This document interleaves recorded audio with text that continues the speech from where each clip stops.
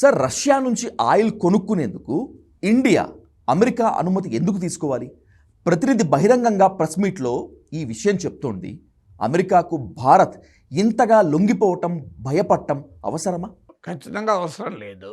India ఒక సార్వభౌమాధికారం కలిగిన దేశం గనక అమెరికా నుంచి చమురు కొనాలా, ఏ దేశం నుంచి చమురు కొనాలా అన్నది భారతదేశ ఇష్టం.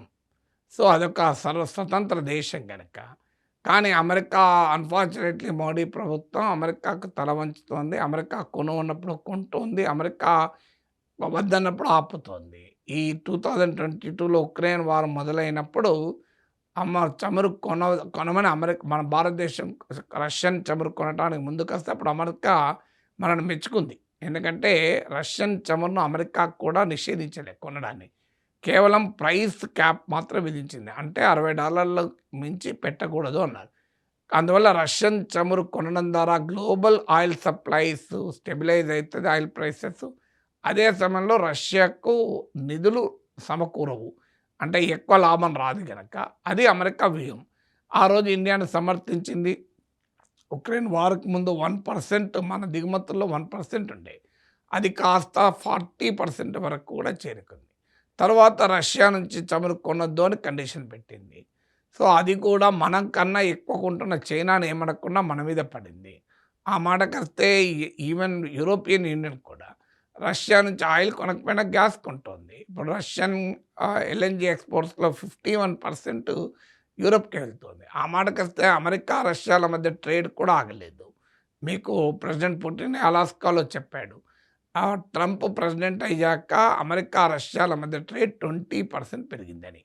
అందువల్ల భారతదేశం రష్యా ఆయిల్ కొనొద్దన్న కండిషన్ యాక్చువల్గా ఇండియా అమెరికాకు అనుకూలమైన ట్రేడ్ డీల్పై సంతకం పెట్టాలన్న ఒత్తిడి కొరకు చేశారు. ఆఖరికి ఆ ఒత్తిడి వల్ల ఇండియా రష్యా చమురు కొనడాన్ని తగ్గించుకుంది. లాస్ట్గా చివరికి 25%కి పడిపోయింది, ఇంకా పడిపోతుంది. అంతకుముందు ఇరాన్ నుంచి భారతదేశం చమురు కొనేది. మన టోటల్ ఆయిల్ ఇంపోర్ట్స్లో 10% ఇరాన్ నుంచే ఉండేది. దాన్ని ట్రంప్ ఒత్తిడి మేరకు జీరోకి తెచ్చుకున్నాం. వెనుజులా నుంచి ఆయిల్ కొనేది, దాన్ని జీరోకి తెచ్చుకున్నాం. ఇప్పుడు రష్యా ఆయిల్ ఏమో కొనడం తగ్గించేసుకుంటున్నాం. వెస్ట్ ఏషియా నుంచేమో ఆయిల్ సప్లైస్కు అడ్డంకి ఏర్పడింది ఈ వార్ వల్ల. ఎందుకంటే ఇదంతా స్ట్రెయిట్ ఆఫ్ హార్మోజ్ ద్వారా రావాలి. స్ట్రెయిట్ ఆఫ్ హార్మోజ్ ఇరాన్ మూసేసింది. సో ఇప్పుడు మరో మార్గం లెక్క మళ్ళీ రష్యన్ ఆయిల్ కొనడం వైపుగా చూడాల్సి వచ్చింది. ఇప్పుడు ట్రంప్ 30 రోజుల పాటు నేను అనుమతిస్తున్నా, కొనుక్కోండి అంటున్నారు. ఈ ప్రాసెస్లో జరిగిన నష్టం ఏంటి? అంతకుముందు ఇచ్చిన డిస్కౌంట్ రష్యా ఇప్పుడు ఇవ్వడం లేదు. ఎందుకంటే ఒకసారి రష్యన్ ట్రస్ట్ కోల్పోయాం. రష్యా ఇప్పుడు ఎక్కువ ధరకు మనకు అమ్మటానికి సిద్ధపడవచ్చు.